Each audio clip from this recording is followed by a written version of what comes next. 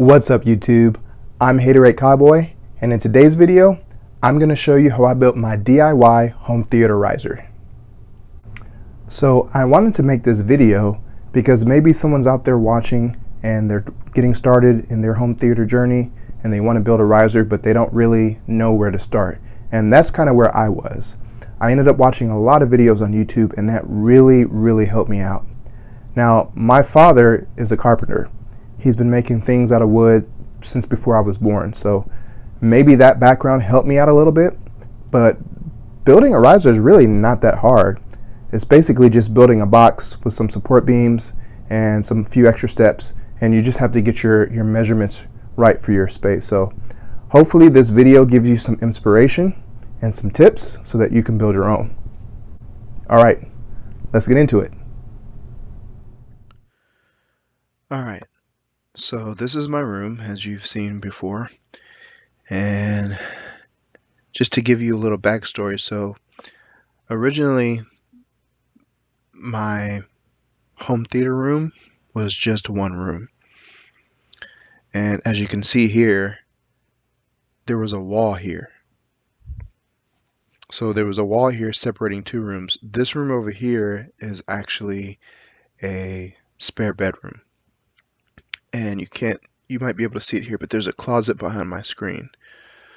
So what me and my dad did is we blew out this wall, and it wasn't a load bearing wall, but there were some wires there for outlets. So we blew out the wall, we cut the wire, and then we spliced it back together and we hid it inside this little casing that goes all the way up, it goes across, and it comes down.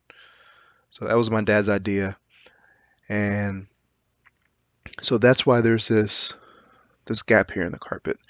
Now I decided to, well, first let me tell you my room is about, I want to say a little bit over 10 feet wide and about somewhere between 23 and 25 feet deep once, I opened up both rooms.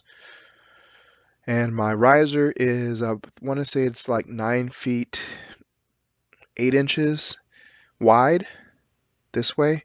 And then this way, it's exactly 6 feet wide. So the reason why I left this carpet here was for a couple of reasons. One, I didn't really feel like ripping it up. But the main reason is because the wood that I bought is not treated lumber. And if you're going to be putting wood on straight onto concrete, it has to be treated. And that's why I left it, because I knew that eventually I was going to replace the carpet with some different flooring. So I couldn't really rip it up because I didn't buy treated lumber. Treated lumber is way more expensive than the regular lumber, so I had a budget. So I had to work within the budget. And so the riser is, I believe this wood was 2 by 10 by 10. So 2 inches thick, 10 inches wide, 10 inches tall. And originally I wanted to do a 12-foot riser, so 2 by 10 by 12. But going from 10 feet to 12 feet was way more expensive. So I had to compromise. Ideally, I would have even liked to have done 16 inches tall riser, but again, that would have been way too expensive, so I had to work within my budget. So I cut these down to, like I said, about 9 feet 8 inches wide, I think, and exactly 6 feet deep. And the reason why I did 6 feet deep is because I wanted to have enough room on the riser for people to walk in between the seats and when it's reclined. So then here next I have the base of the box built, and I just put some wood underneath to kind of prop it up so I'd have room to work. I wouldn't have to like try and slide it around. And then once I got done with it, I took those out. But I'm not really too worried about this part here. It's not really touching too much of the wood as far as the concrete, if even at all, since the carpet's raises it a little bit. I don't think I'm gonna have an issue. It should be fine. But in case you have a situation like me, then that's what I did. So here's just a square. I have everything nailed together. I used um, wood screws, and then I believe they use a brad nailer. So I use that all throughout the build. So as you can see here,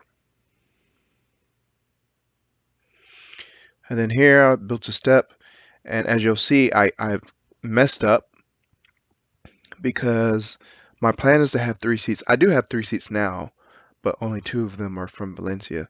But when I put the step here, I didn't think about it because I have 3 seats that come about to probably about right here. So how am I going to step up on the riser if there's seats here? So I had to move it. I had to unscrew it and then I had to move it down, which you'll see later. And here I hadn't moved the step yet, but I started to put some support beams in between. I tried to do 16 inches center, but what I did was I measured 16 inches and I put a marker, and then I measured another 16 inches and I put a marker. I did that all the way through, and I probably should have just measured 16 inches, put a beam, and then measure 16 inches, put a beam, because I bought some insulation support rods to go in between, and they're 16 inches. And when I went to put them in there, most of them didn't fit. They just slid right out. So I think, when I did it, when I measured it, it ended up being more than 16 inches. But here, I cut out a slot and I put a recessed outlet or extension cord. And the reason why I did that is because I didn't want to nail the riser to the walls, and I didn't want to, fasten it to the floor because I knew I was going to have to move it to do my flooring. But I needed power, and I also I'm not an electrician, and I didn't want to have to, like, you know extend the power outlets, and I didn't want to have to pay somebody. So what I did was just really cheap, and I might get some flack for it, but I drilled a hole here, and you'll see throughout some of the other beams, and I just put an extension cable. So this right here is a smart plug that I can turn on and off with my HomeKit. But I put a hole here, and I ran an extension cable along, I think it's like a 10-foot extension cable, and this one here will connect to that, and then I also put another one on top, a recessed extension cable, and I just did it that way. It was way cheaper, way easier, and that way I can actually control, you know, the the switch or the seats, so they're not on, when I'm not using them, when I'm not in the theater. And these little red things here, I don't know if you can see it, but let me see if I can increase it. So these red things are it's basically just a little adhesive backing that you pull off. If you can see here, these are what is holding my LED strip lights. So it's a little basically a little plastic holder, and it has a groove in it, and the lights sit in the groove. Let me see if I can. Oops, it's too much. You can't really see too good, but it's got a little clamp. So there's a groove that the light sits in, and then you clamp this down. And it also came with some screws, and there's a hole in the middle of it. So I was able to screw that into the wood so that it wouldn't move and it's not going to come out. But the lights sit in here, and then there's a clamp that you can clamp down on top of the strip lights, and it's all plastic. But that I did that all around the riser.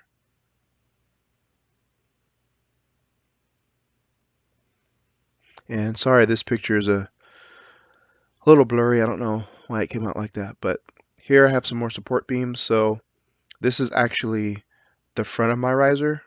As you can tell here, it's up here. This is the front of my riser, and you can't see it very good, but I drilled a hole through each of these, and the extension cord is running through. And then this recessed extension cord, I believe it has 3 plugs in it. I connected that, and then when I get my front seats, it'll just plug into here. So if you're like me and you don't want to have to fiddle with, an electrician, or you don't have to pay an electrician, or you don't want to, try and do it yourself, this is a really simple, easy way to get power to your seats. And like I said, it's not the best, but it worked for me. Plus, like I said, I was able to plug it into a smart switch, so now I can control the power for my seats and as well as for my LED lights. They're all plugged into here. So here's a better view of the extension cables. And then I moved my step over to the right, and then you can see here I have my LED lights mounted onto the riser, and then there's a little step here that I put to step down in the front for the front row.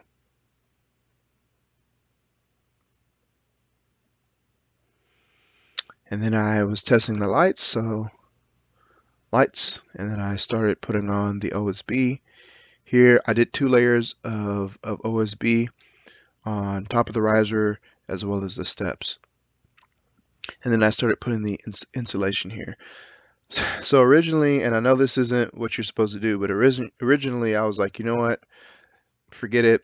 The insulation supports aren't going to work. I'm just going to drop in the insulation and it's just going to be sitting on the ground.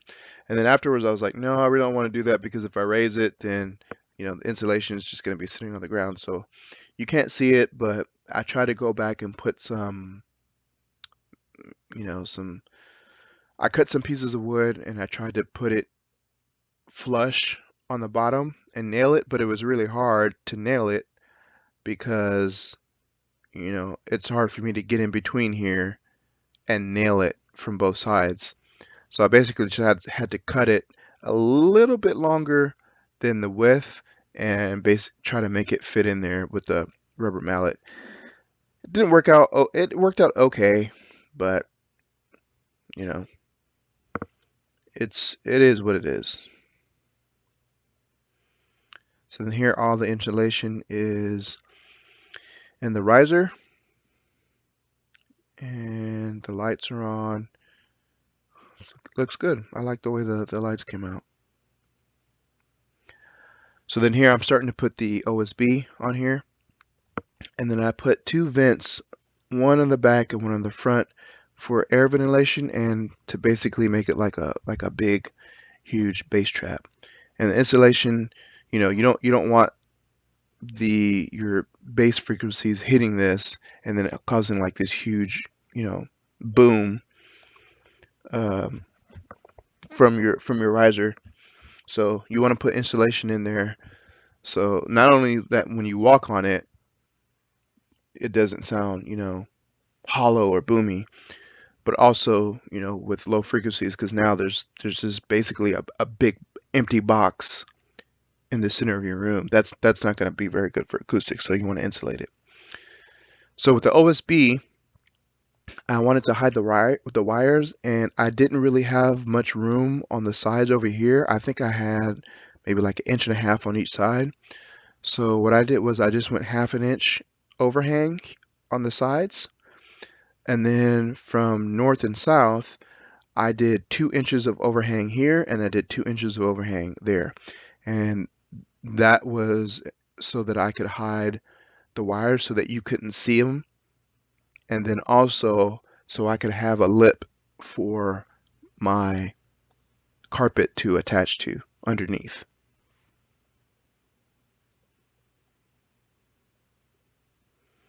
And then here is me almost finished with the OSB, and then you can see the other recessed extension outlet or cord, and I kind of messed up. I didn't even think about it, but I should have bought the one that had 3 outlets, because I'm gonna have 3 chairs. So I'm gonna have to put another extension, a really short extension cable here into one of these with 2 outlets on there. So that just, I didn't think about it. I messed up there. It's not that big a deal. Those seats aren't pulling a lot of power, so as you can see here, I have the overhang and you can't see the lights. You'd have to like bend down to get on the floor to see the lights, and you can't see them over here.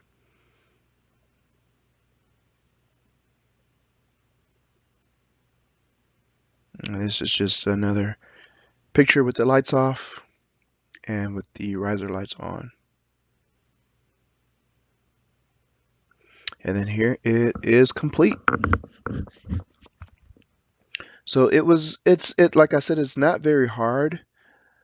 I would say the most time consuming thing is going to be measuring and cutting, because you want to measure twice, cut once, or even measure 3 times. There was times when I messed up on cuts and I had to recut. And so yeah, you're probably gonna mess up a couple times, but that's why you want to make sure that you have extra wood, extra USB. I was able to get away with the USB because it's expensive. I only ordered as much as I needed to, but I bought 2 because it comes in, I want to say 4x8 USB. So I think I bought 4 of them, but I had enough to where I was able to cover everything except for the step. I think I had to go back and buy like a smaller sheet and just cut it because I ran out. But it came out really good. I was really happy with it. Again, this is my very first time doing anything DIY, like major DIY, and anything with wood. I have never done anything, never cut wood. I've never done any of that stuff by myself. And the good thing is, knowing that if I did mess up or if I did need help, I could call my dad because he has that experience with, carpentry. But turns out I didn't even really need him. I didn't need him at all. I didn't have to call him. I was really happy. I was really proud of myself. And, he came over and he saw it and he was like, man, good job. I'm sure it's not, carpentry worthy, but it came out good. It did what I needed it to do. And that's that. So hopefully you guys can, get some ideas of how you want to do it. Like I said, mine was really low budget. I didn't want to mess with the electrical, and I just wanted something to raise the seating. So it wasn't very hard. You can do this yourself. I say it's easy. I know some of you are probably thinking it's not that easy, but it really is easy. If you just watch some videos on YouTube like I did and get an idea of how to do it, you could totally do this yourself as long as you have the tools. And you may need someone to help, but I would encourage you to try to do it yourself. It was a fun project and I learned a lot. I made some mistakes, but also I learned a lot, and I'm really happy with it, and it just gives you more sense of enjoyment that you did this yourself. So I hope I was able to give you guys some ideas and some inspiration. All right, everybody. I hope you enjoyed my video on how I built my DIY home theater riser, and hopefully I've inspired you or helped you and gave you some ideas so that you can build your own. Please remember to like and subscribe, and I'll see you in the next video.